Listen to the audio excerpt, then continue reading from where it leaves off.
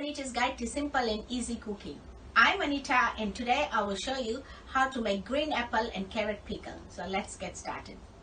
I've got here 2 Granny Smith apples or green apples, 2 carrots, 3 tablespoons of ready pickle mix. This is what it looks like. You can get it from any Indian shop. 2 teaspoons of salt, 3 teaspoons of white vinegar, and 4 tablespoons of oil. I'm using olive oil today, but you can use any oil of your choice.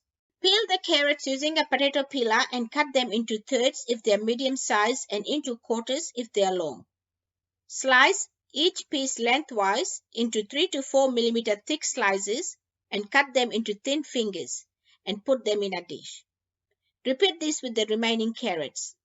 Now take one apple at a time, cut it into quarters and cut the core out. Cut each piece into thirds and then into small pieces and put them in the dish with the carrots. Add salt and vinegar to the dish with the carrots and apples.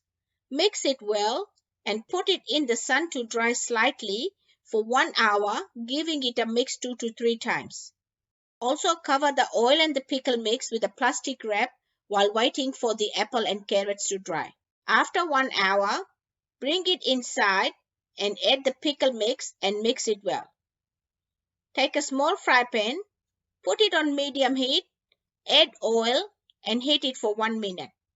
Turn the heat off and add it to the apples and carrots and mix it well.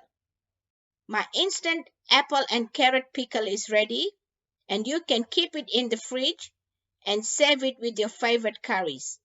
Enjoy. If you like this video, please give it a big thumbs up. For more of my simple and easy videos, please subscribe to my channel and don't forget to press the bell icon to receive notifications of my latest videos.